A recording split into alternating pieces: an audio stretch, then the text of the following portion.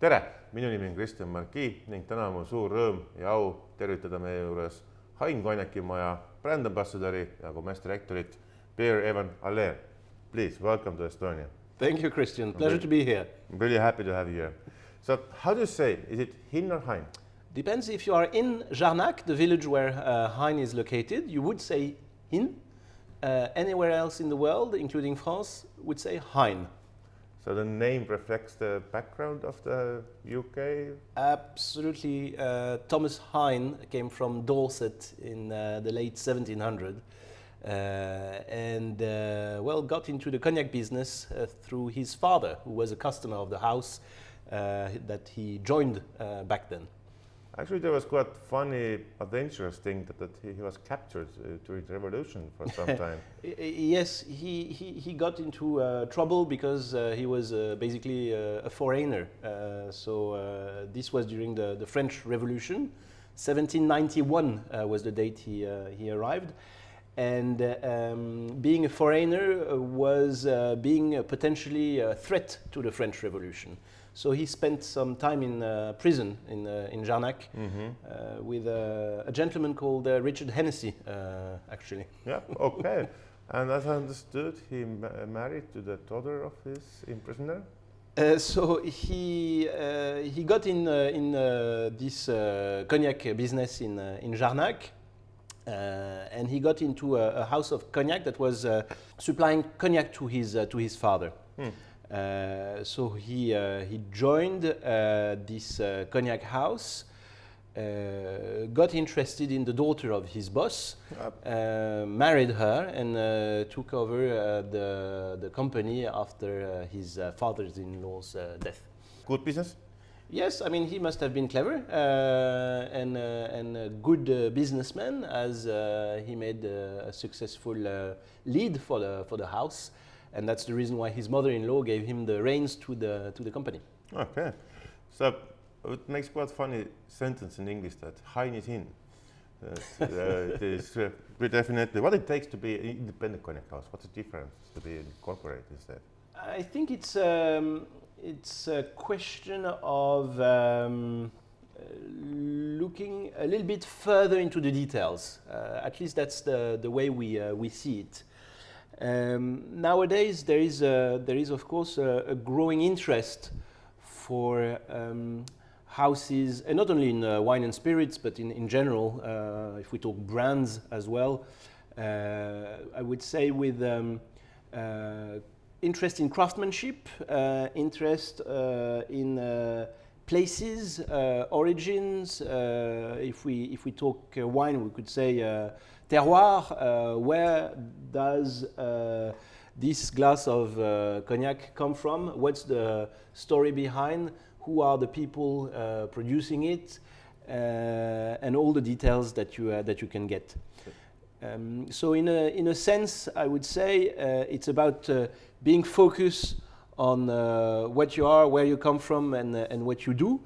But it's also a challenge because there is a bit of pressure from bigger houses or a bigger corporation, cross categories, not necessarily exclusively cognac. But that's, I guess, a long answer to your to your question. Can you say you have more freedom to do what you want, and how do you want? It's a good question about freedom. Is it linked to the size of your business? I don't know. There are some examples of big corporations being quite innovative. At the same time, cognac as a category has its way of conservatism, I would say. We have strict rules to follow. But being a smaller independent player definitely allows you to perhaps bring a little bit of creativity in a more flexible way, I would say. Being able to think a little bit out of the box. At least that's definitely how we like to act as far as Hine is concerned. You mentioned the word terroir before, which is, I think most of the watchers know that, but definitely it is about the origin and about where your raw materials, the grapes are Yep. coming and growing. So perhaps can you tell us where and how your grapes are coming to your house? Yes, absolutely. So we were talking about place of origin, a sense of place. As far as Hine is concerned, we're focusing on two sub areas in the Cognac region out of the 6. The best ones, I guess? Of course, Grande Champagne and Petite Champagne, which are really the two most sought after sub-regions in the Cognac region. You'll get a sense of place when you get to Grande Champagne because it's quite hilly. You can also observe white stones popping out of the grounds. That's the chalk and the limestones that are composing the subsoils. That's a good indication that you're in Grande Champagne. That's, I guess, the connection between Cognac and Champagne as well. The Champagne region has the same type of soil. Absolutely, it's a big piece of chalk and limestone that cross, I would say, gonna say France, but it actually crosses Europe. Yep. And you find the same subsoils in Champagne. So if you drink a glass of Cognac, you might say, I drink a little bit of Champagne as well. That's a touchy point regarding the appellation rights.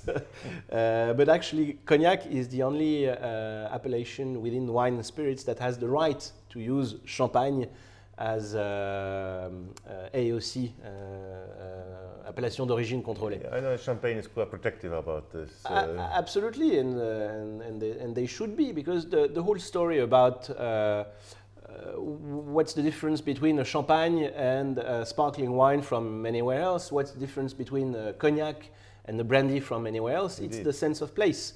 And this is why we were talking about being a little bit conservative earlier within the appellation. We have to.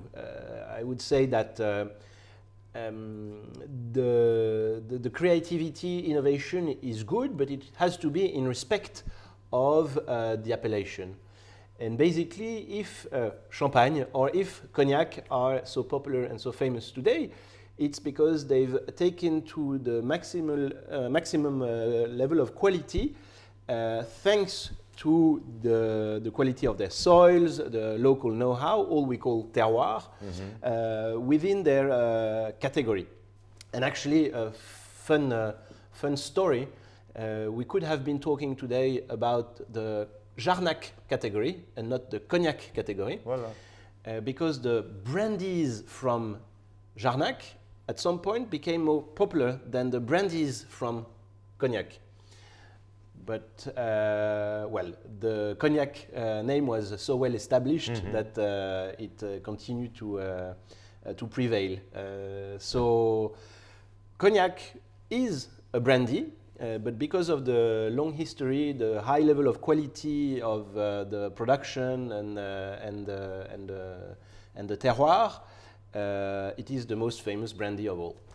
For sure, for that, indeed. So how many hectares of vineyards you have?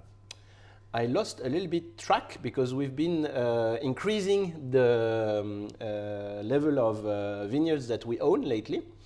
We have about 120 hectares in Grande Champagne, and we have about 10 hectares in Petite Champagne.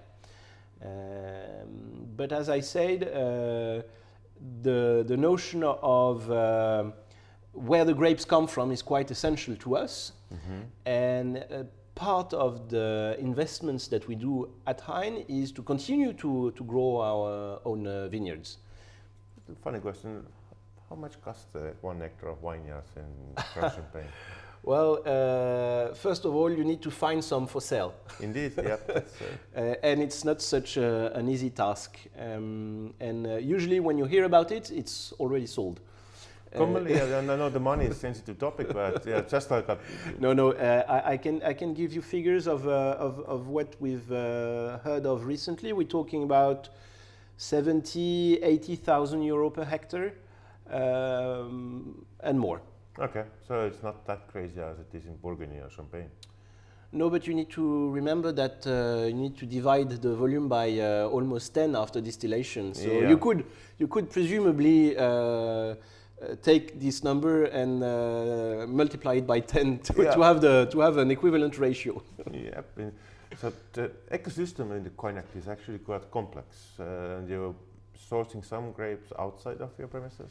Yes, absolutely. So the traditional business model, if I may say, in cognac is quite simple. You have about 4,000 wine growers, roughly, supplying about 120 something distillers, professional distillers. Some of the wine growers do distill as well, but that's the ratios. Supplying themselves a little bit more than 200 cognac houses. So the wine production, the distillation, and the cognac house operations, which starts after the distillation. It's about selecting the young spirits, aging, blending, and exporting, selling the cognac. Has been historically quite segmented, you could say. Indeed. So I would say, can you name yourself as a single estate cognac? So do you produce single estate cognacs? Yes, we do. We are what you could call a very traditional cognac house, in the sense that most of our production is about blends, just like in Champagne again. Yeah. We blend in order to keep consistency in terms of quality and style year after year with changing elements. Most of our production comes from wines that are distilled outside of our premises that we purchase. But we actually have, as we said initially, about 120 hectares in Grand Champagne, and this allows us to produce about 1/3 of our needs. So we have our own estates. We do produce single estate, single harvest cognac. What's the name for that estate? So the number one estate that we have, and for which we've been releasing some single estate cognacs, is called Bonneuil. It's in the heart of the Grand Champagne. And it's quite interesting because you get as close as you can from the wine and its terroir. The idea is to understand what's behind the blend. And well, it is wine. And you have the notion of terroir, the notion of vintage. So it's interesting to see that, well, after about 10 years of aging, you'll have the expression of the terroir. And if you compare two single estate Bonneuil, you will see that the notion of climate and vintage also has a certain impact on the final taste. Definitely they do, and that's my next question. How does the climate changing affecting the production and the grape growing? Is there any new grape varieties approved soon, like they did in Cognac, or is there some new practices in growing? This is actually a work in progress, and there are several tests that are being conducted, both by certain cognac houses and by local organization like the BNIC. The climate change is definitely a big topic for well, everyone who is growing something from Earth. And the thing is that Uni Blanc, which is the number one varietal that we use in Cognac, covering 99% of the region, has been very well suited to produce the type of wines that is required to produce Cognac for the distillation. And today with the level of heat that is increasing, and not only heat but also the frost in the winter, which is becoming a little bit more often, coming off more often than it used to be in the past. There is a need to try to find out what would be the next varietal. So we're talking about different varietals, crossings. Over the centuries, it's always been a a topic in a lot of regions to try to figure out what's the best ambassador from a grape point of view for the category. Uni Blanc is still very much suited because it produces low alcohol, high level of acidity white wine, which is perfect for distillation. But over the years, we've seen the level of alcohol increase and the level of acidity decrease. So it's getting a big challenge for the distillation. So the harvest date getting earlier and earlier? Yes, indeed. If we look 10 years back, it's almost a month, of difference. Just yes. in 10 years, one decade? Decade plus, yes.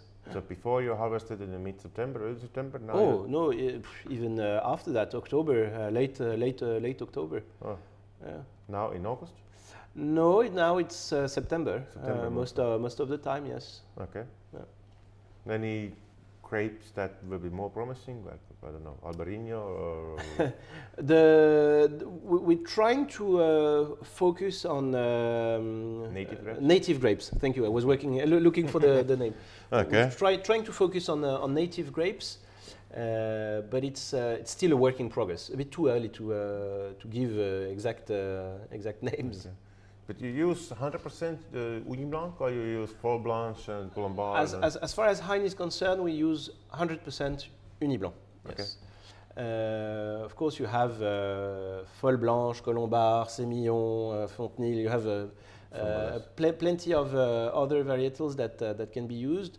But Uni Blanc has been recognized globally as the most representative, and yes, this is why it's been so popular in Cognac to go Uni Blanc. Commonly, it is not stated on the labels, the grape, but some producers does even state it.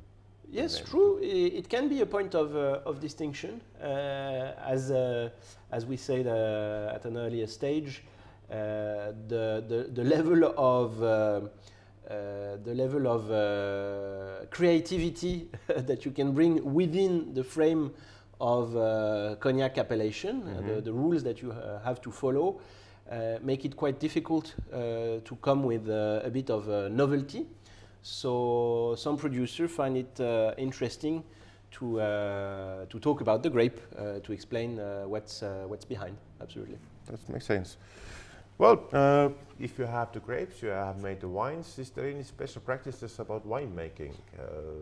We know that it's actually quite lower in alcohol than the common wine and higher acidity, but otherwise it is basically still white wine.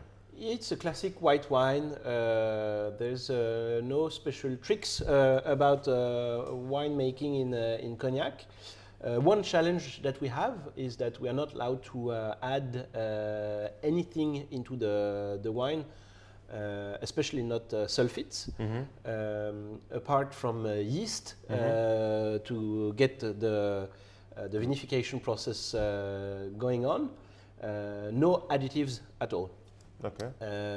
That's one of the specificity about wine making, and it's a challenge to keep the wine at the highest quality level possible through the distillation campaign, because if it gets a little bit hot, the wine can turn bad. So this is why temperature control is a good way to prevent wines going bad during the winter.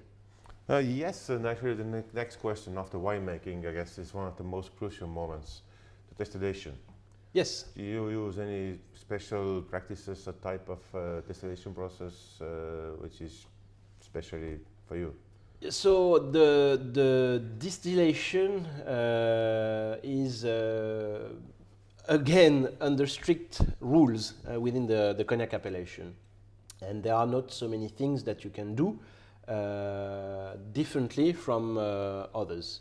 It's a double distillation process in copper pot still, and it's standardized, you could say, for most of the cognac players.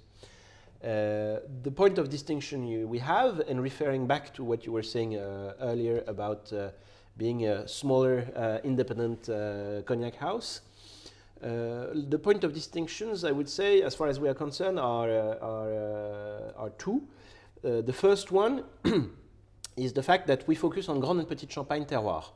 So Grand and Petit Champagne brings wines that have a very nice complexity, that are quite elegant, subtle, but that requires a little bit more muscles, I would say, and this aromatic intensity is brought by distilling with the lees. The lees being the sediments from the vinification, as you know. So distilling instead of clear wine, but distilling with the lees is a bit of a challenge because, of course, you distill not only liquid but a little bit of solid matter too. Is it a common thing? Does many producers follow this practice? Or? Not so many, but if you focus on Champagne terroir, Grand and Petit Champagne, it's not uncommon to put it like that. And the second thing is that when you distill not in an industrial way, but at a human-sized level of production, you can go much further into details. You don't need to standardize your distillation process. You can go and push the boundaries a little bit further wherein you do the cut. And I would say that's a major point of distinction between a very big cognac house and a cognac house like ours. I know that some producers prefer to distill really young and fresh wines. Some does prefer to age the wines on the lees for a bit longer time until maybe in the early March, and so because of the distillation must be finished on the 31st of March. Yes. Yes, absolutely. So, is there some style for yours? You prefer young wines or a bit more matured? Well, the challenge we have is that we have about 6 months to distill everything, and we take the full capacity of production. So we don't have a choice as far as we are concerned. But if I listen to our cellar master, he tends to say that the younger wines with still a good level of acidity are well suited for the distillation, because the acidity is required as a conductor for the distillation.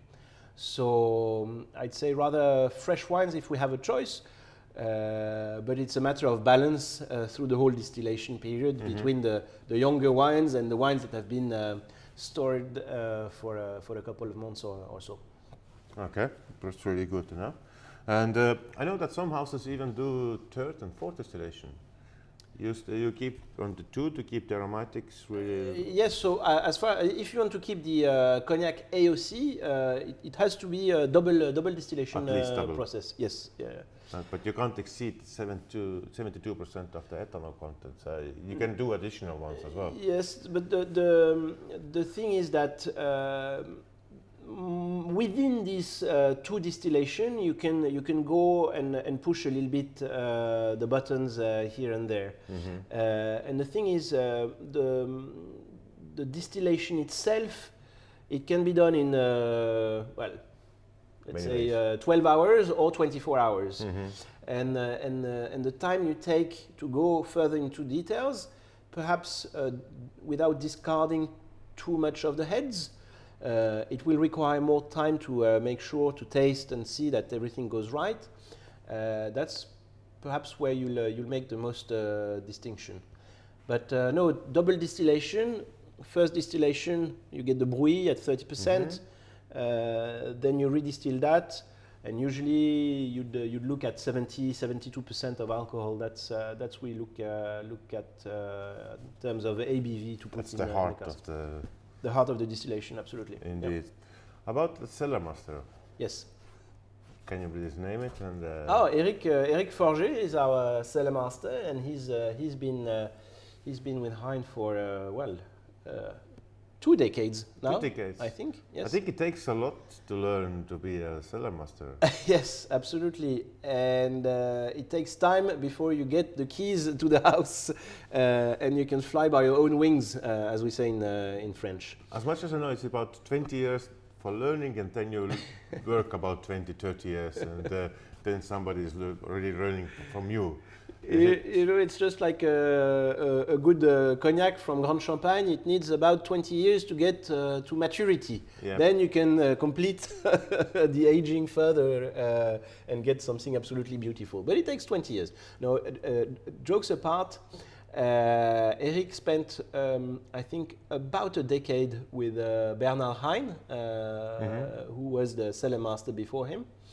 And they've been working together for a long period of time before he took over the role of cellar master on his own. And although Eric is not still on the way to retirement, we already recruited his apprentice, yes, and not far from a decade will be needed before we can say to Eric, now you're okay, you're allowed to go on retirement. So I would say this is actually, if not the most important, then one of the most important persons in the cognac production for every house. Absolutely, and I would put it like that. For me, the cellar master is the gatekeeper, and it's quite interesting to see the time perspective and the role of the cellar master in this timeline. Cognac is the result of a long chain of action, of human interactions, of artisans from the vineyards all the way to the bottling. Not only, I guess, the salesmen are humans too. Yes, of course, but they are not as important for the production side. Yeah, production side indeed. Yes. But no, if you look at some of the cognacs that we produce today, for the older cognacs, if you take our Antique XO, for instance, which is averaging 20 years, you have cognacs that are about 12 years for the younger ones, up to 40 years for the elder ones. Well, these eldest cognacs have been selected by Bernard Hine or maybe the cellar master before him, and Eric Forger is using them today. And some of the cognacs that Eric Forger is selecting today are going to be used in 1, 2, or 3 generations of cellar master after him. So this long chain of human beings, of artisans, again, is quite a beautiful way at looking at cognac craftsmanship, I think. So keeping a good stock is quite important to have for later generations. Very much, yes, absolutely. And well, sourcing in general, make sure that you have the highest level of quality of wine coming in. To make a good quality cognac, you need a good quality of wine. That's one of the reasons why we have our own vineyards. And then, of course, make sure that you have a good level of stock, enough casks to see a qualitative production for the years to come, and even grow a little bit your production if you wish to. It's a special time perspective. Everything has a different time set, you could say, as far as cognac is concerned. Very different from the rush we all live in these days. Well, actually, yeah, the cellar master definitely is the person behind it, but actually every cognac house has his own style, and the cellar master is actually kind of like must follow it by vintage, and must conduct the same style of cognac every new batch. You're absolutely right, and this is why I was saying that he's kind of the guardian, the keeper of the temple, if you could say. Of course, there is room for creativity for a cellar master when he comes on board, but his role number one is to make sure that there is a consistency in style of quality through the production, in line with what was done before him, generations before him, and make sure that the next generation follow the same path. Because the house style is very important to each cognac house. And if you look at Hine, for instance, the very raw material driven, Grand and Petit Champagne focused terroir, very low level of wood in the aging to have the liquid shine through the aging, the distillation with the lees. That makes quite a unique style of cognac that we are very proud of, and that we intend to maintain in decades or centuries to come. So there is actually a statement that Hine is actually about delicacy, fibers, and finesse. How do you achieve that? Well, I agree, and thank you for the compliment. Again, I would say what is done in the vineyards is perhaps the most important part of the cognac production. And the sense of place, again, focusing on Grand and Petit Champagne terroir is the first element of distinction. Again, Grand and Petit Champagne terroir brings this level of subtlety, of depth and complexity that we require. When you do a very good job in the vineyards, you have a high level of quality wine, which is absolutely required to distill a high level of quality eau de vie. Distillation being a concentration of aromas, as we require 8 to 9 liters of wine to make 1 liter of spirit. So top quality wine becomes top quality spirit before it's named cognac. Coming from Grand and Petit Champagne, you get the finesse and complexity, and then a very gentle use of oak, fine grain, low level of heat during the toasting of the cask. Enables to enhance all these subtle qualities of the liquid through aging. That, in a nutshell, I would say, is what makes the Hine style. So the oak aging is the next topic I was actually planning to ask you about.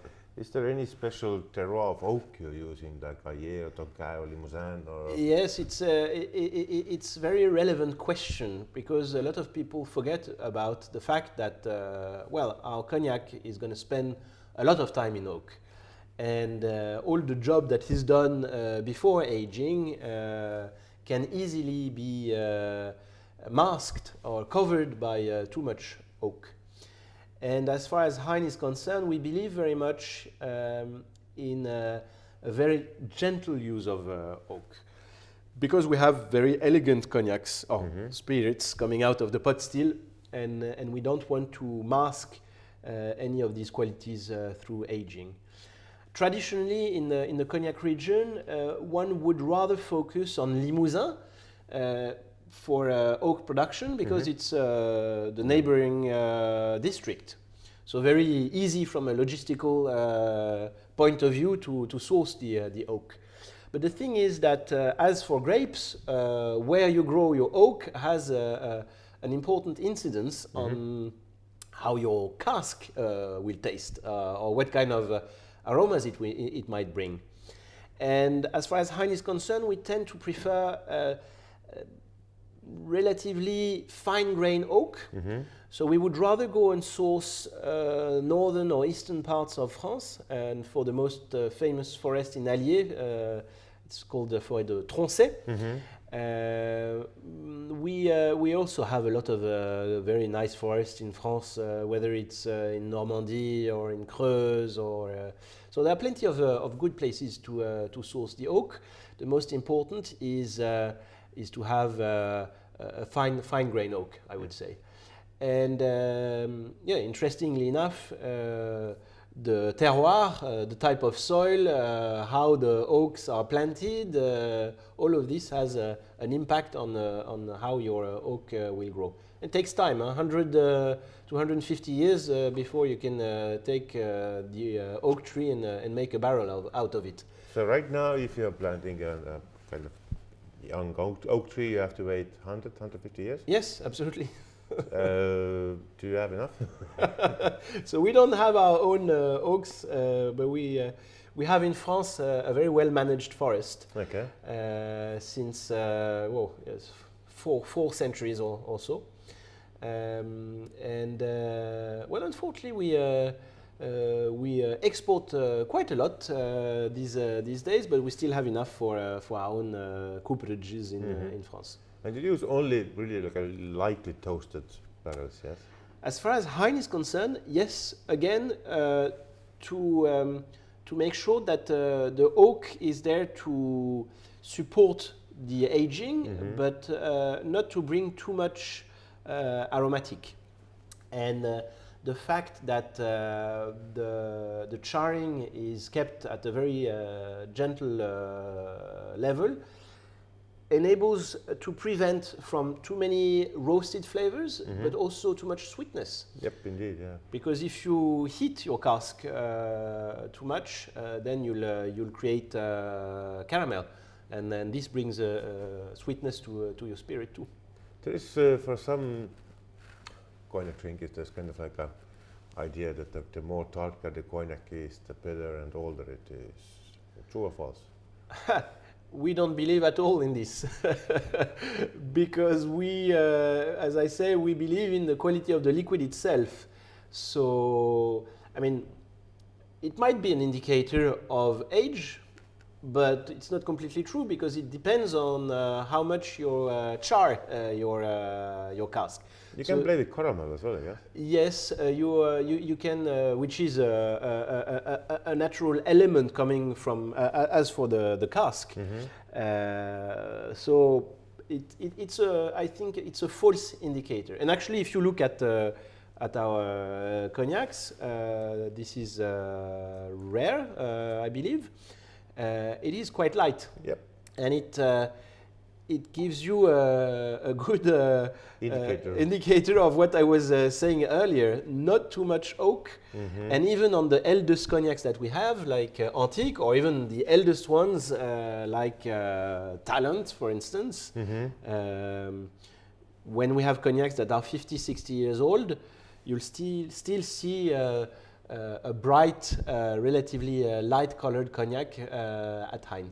More like a golden amber, not so brownish and. Absolutely, okay. Not as little oak as possible. That's our motto. The long aging in cellars means as well that you will lose some of your cognac to the angels. Yes, so indeed. how much of your very special cognacs you share with them?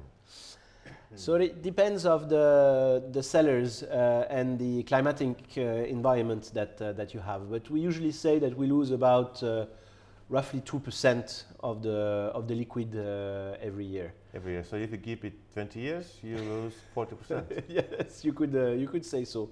So the standard barrel is about 400, yes, liters. Yes, 350 to 400. Yes, absolutely. So yep. It's about half, close to. Yes, that. Yeah. But again, depending of the cellar itself, the level of humidity, the level of the temperature.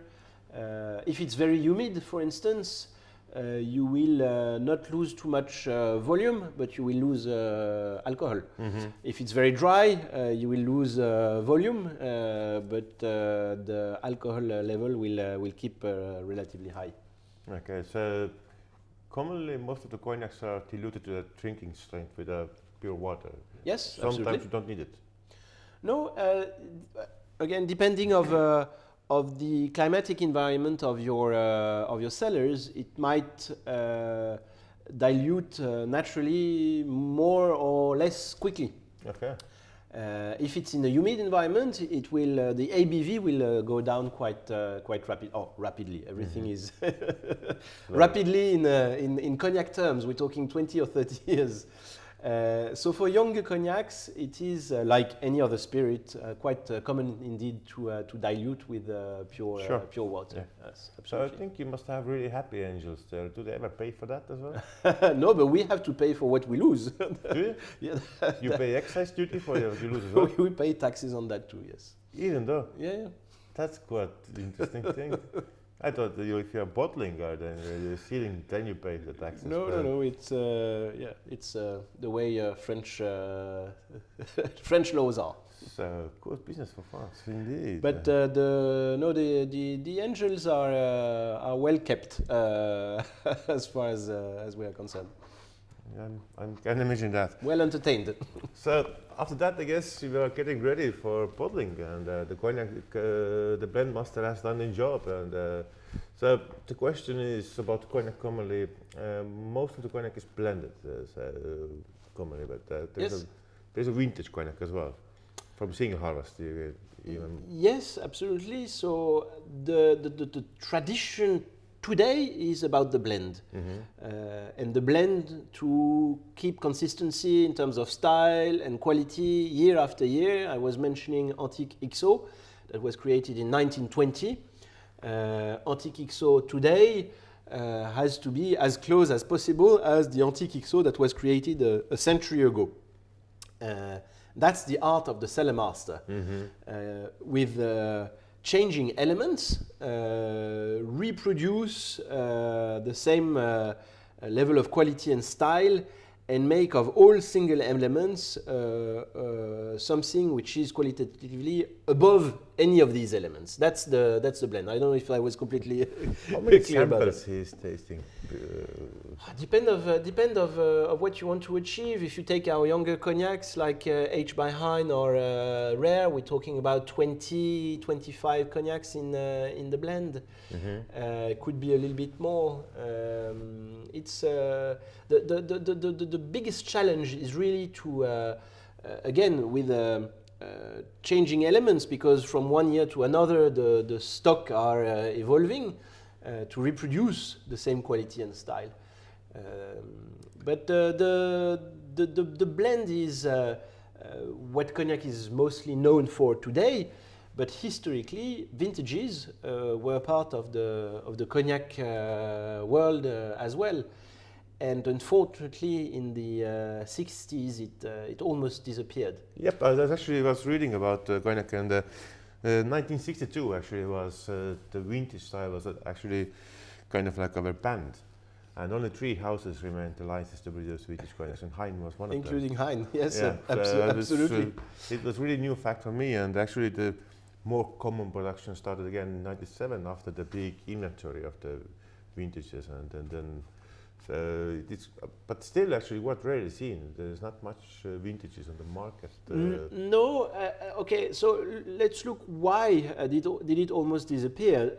I believe that from a commercial point of view, it didn't make much sense for a lot of the houses to produce vintages.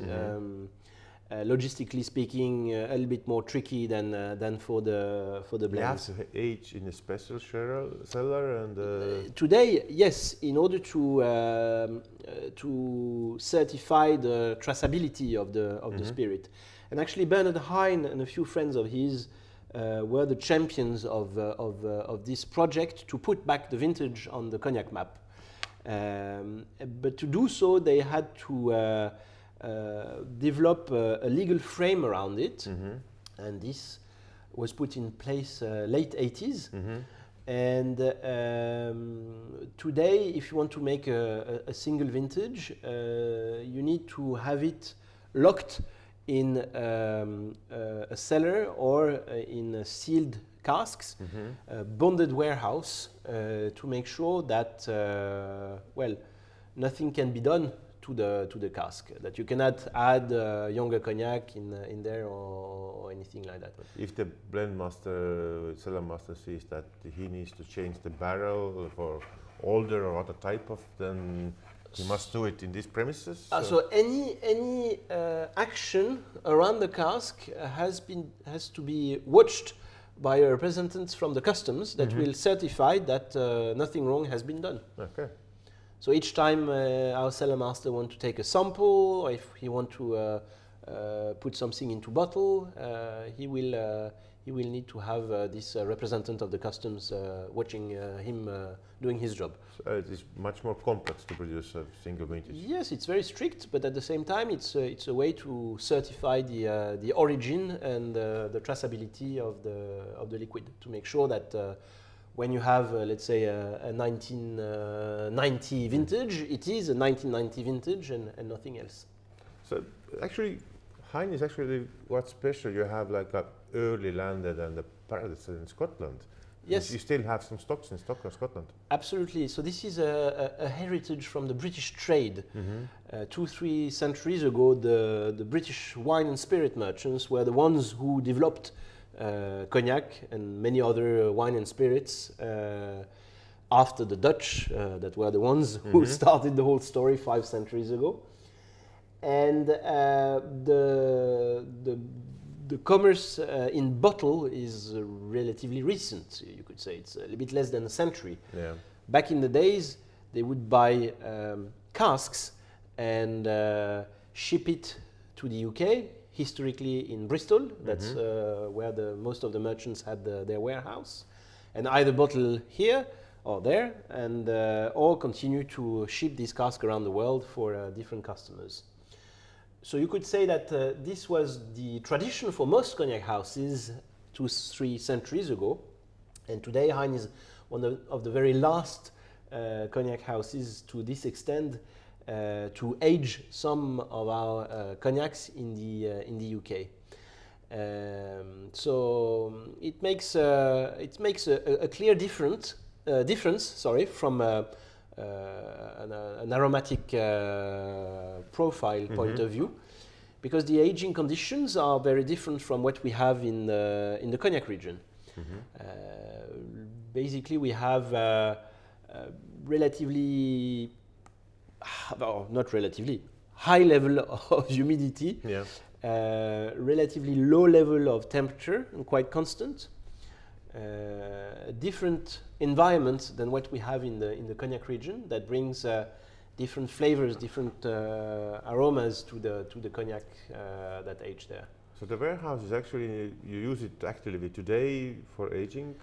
Yes, so it's a small part of our production, vintages that we ship to the UK, to Scotland to be precise.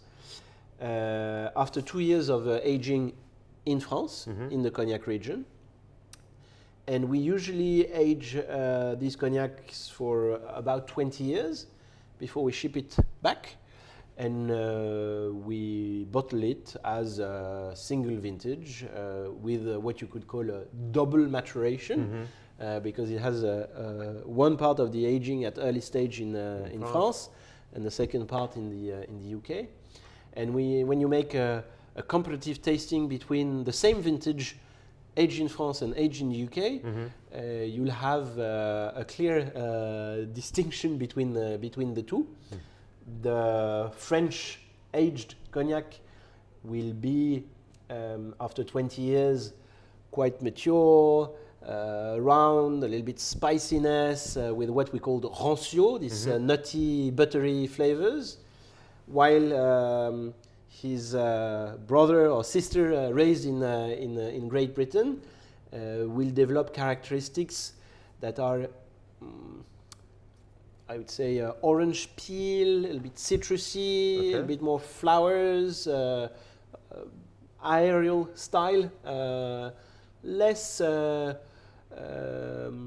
spicy and bold than you have in cognac. A little bit lighter style. Okay. How does the paperwork work with the control organism? Right now, it's absolute nightmare. So you take the person for like a customs with you to the Scotland and watch me to take the samples and everything. Since the Brexit, we're trying to figure out still. And actually, every year our cellar master go and gets samples to make control of the evolution. This year I had to go personally to the UK and go and get the samples for him because we didn't find how to ship it. Okay, that's quite a challenge, I guess. So all your bottles are actually wearing a royal warrant. Yes. How significant and relevant it is today? So we are very proud to be the only cognac house that has this recognition. Only Hine is appointed by Her Majesty Queen Elizabeth II with a royal warrant. Congratulations. Thank you. And this is since 1962. It's not a given. It's something that is revised every 3 years now. It used to be every 5 years. It's now every 3 years. Well, it's a recognition of our good work, I hope, I think.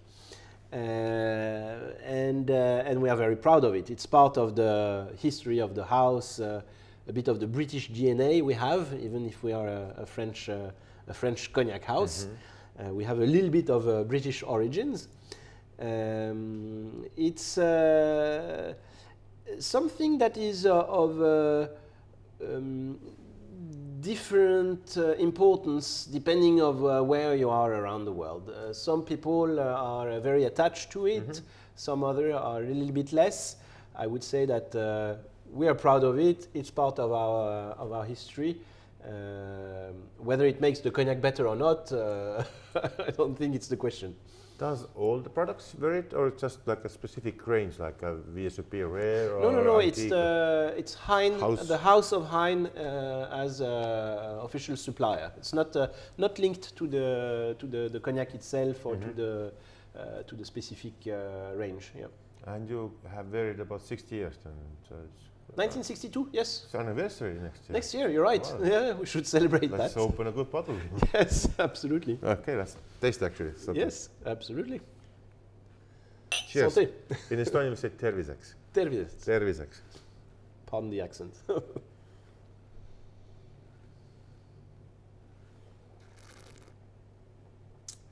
Elegant, fruity, spicy, everything is there, like you promised. Thank you for that. So, about your product range, what is the most important or most selling cognac from your portfolio? So the best ambassador for the house worldwide is Rare, the bottle you have right here. That's what we produce the most of around the year, and that we sell around the world. This is a blend VSOP, yes. And, so it's a fin champagne, so minimum 50% Grand Champagne and the rest of it Petit Champagne. And you could say actually it's a trade up from VSOP on the way to XO, because the average aging is about 7 to 8 years. So the youngest cognacs in the blend, there are about 25 cognacs composing the blends, would be somewhere around 5 years. And for the eldest ones, 10 years plus.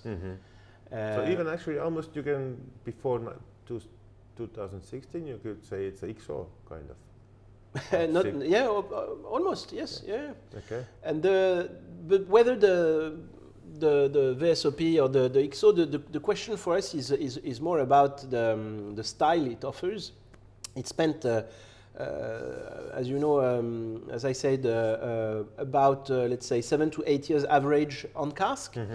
So it has reached a certain level of maturity.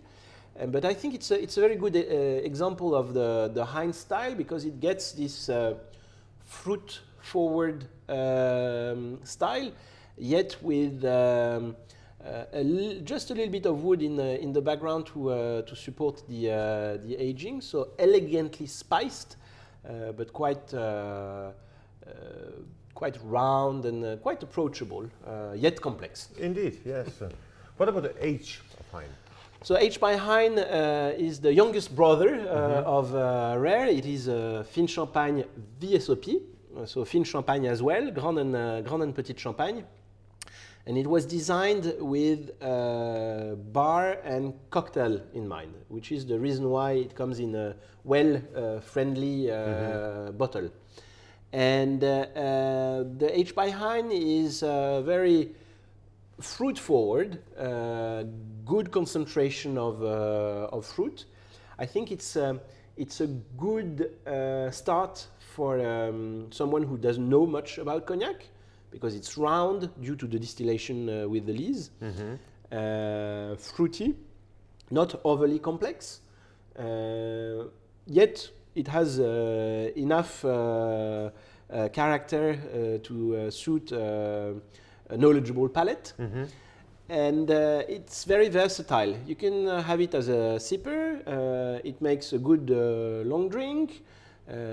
I at home serve it in shots with oysters. You can freeze it a little bit. Shots with oysters, absolutely delicious, and it's a fantastic base for a lot of different cocktails.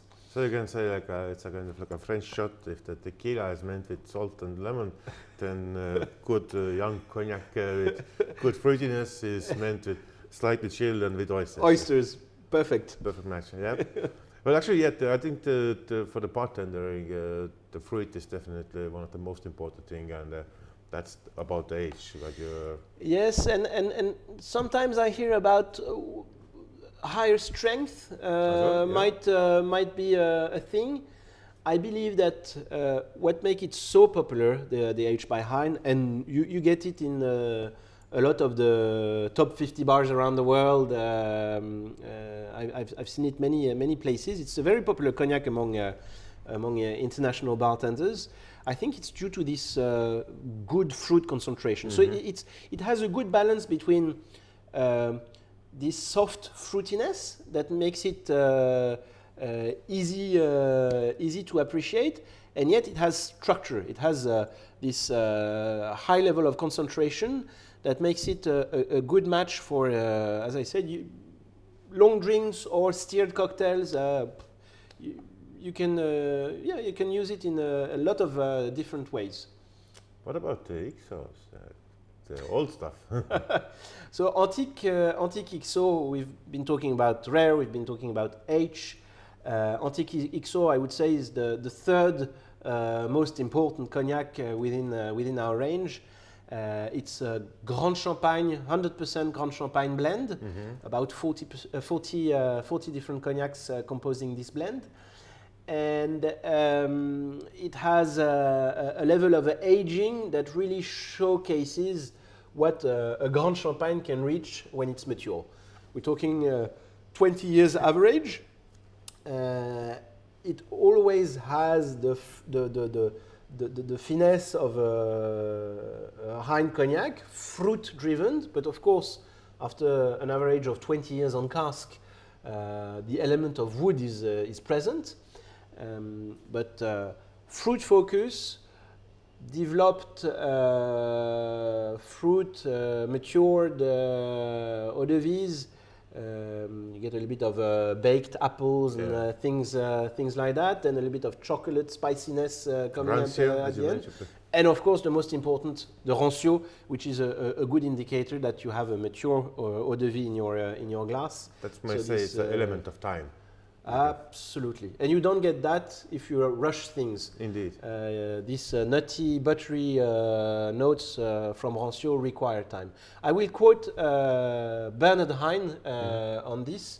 He used to say that time does not respect what you do without him, or without it. Yeah, indeed. So actually, you say this average 20 years. So you actually can use it the newest category, XXO as well. Yes, so new, yes and no, because it used to exist back in the past, so it's a reintroduction. Yeah. And we're talking about 14 years minimum for the youngest cognac in the blend. Well, I'd say we're almost beyond that with our XO. Again, we know that VSOP, XO is important for certain consumers to understand what they have. without being too presumptuous. We don't care too much about this. We prefer to keep to the style of our cognacs with the aging element that we've been focusing on for the past decades. So yes, antique is an exo, but it's for us it's more than that. So definitely, as I understood, you have actually much more to offer: the single estates and the vintages and. We like as a 258 years young cognac house. Yes. We like to try to think out of the box and be a bit creative and to offer cognacs that we believe are to be found at Hine and nowhere else. Mm-hmm. The single vintages we've been recognized for over the past centuries. And I believe we have one of the most beautiful stock of vintages all the way back to the 1800s. 1800s still? Absolutely, yes. And what is the oldest in the market now? As far as Hine is concerned, or in general? No, about Hine. Good question. We had some from the latest sales from this year was 1878. 1878? Yes. How much the bottle for cost? A private customer. I can send you the price list. Okay, yeah. Well, like I said, money is a sensitive topic, but yeah, I think there must be some money behind it to afford this kind of this age of cognac. Liquid history. Indeed, yeah. But actually, if you talk for the normal persons, so like for public sales, what is the oldest vintage on the market at the moment? 1975. 75? Yes. Okay. But still, it's 50 years. No, absolutely. So vintages is one part of the differentiation that Hine is able to offer. And as you said, we also have single estate cognacs. Mm-hmm. Bonneuil, which is the village where we have our largest estate in Grande Champagne. We've released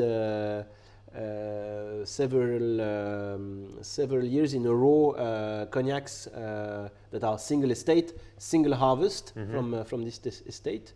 We do also single casks. We have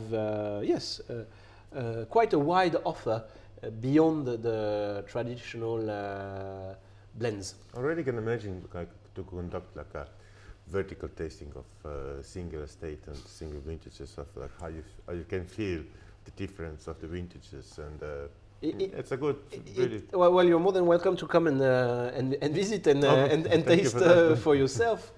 It is interesting to understand where cognac comes from, and I think over the time some people have forgotten that we're talking about wine and terroir, and through the single vintages, through the single estates, we are able to showcase this element of wine and terroir, which is of utmost importance to us at Hine. We believe in the fact that the grapes are the key element in high quality cognac making, that quality grapes need quality terroirs, and philosophic continuity of this is single vintage and single estates that enable to taste wine in a distilled format, to get as close as you can to the grape and its terroir in a distilled format. That's really what Hine is about. Wonderful. We have been talking about past and the present, but what about the future? So you mentioned before already cocktails and shots are there. Yes. So this is like a kind of a hot thing at the moment. Look, cognac is going through a fantastic dynamic these days. There is a very strong demand. I looked at the latest figures Year to date in September, the cognac category was up 24% in volume. And the demand is all across the world, whether it's in the US, in Europe, or in Asia, or in Africa. Cognac is a hot category all around the world. And I think it is linked to what cognac is about. And again, a sense of place, a category which is directly linked to its terroir, to grape, that has a long tradition and history. And it feels like consumers are interested in products that can communicate all of that. I believe this is one of the reasons why cognac is getting so popular. You can trace directly back to where it comes from, how it is made, and so on. And there is, of course, a strong qualitative cocktail wave that comes from the US since the last 10, 15 years, I would say, that has seen the resurgence of cognac demand as well. Cognac and cocktails being very closely linked to each other. Without going too far into details, the history of cocktail, one could say that it started in New Orleans early 1800 when it was French back then. And well, the number one element for cocktail making was cognac. Well, then came the phylloxera crisis and the prohibition. So a lot of the original cognac cocktails were replaced with local spirit, American whiskey. But there is an interesting trend of going back to the original recipes, so cognac-based recipes. And I believe this is one of the main reasons why cognac is back on track, thanks to this resurgence of qualitative historical cocktail making. So thank you very much for a very informative talk, and I learned a lot myself. Thank you, and like I said, Terroir and cheers. My pleasure. Thank you, Kristjan. Thank you, Per.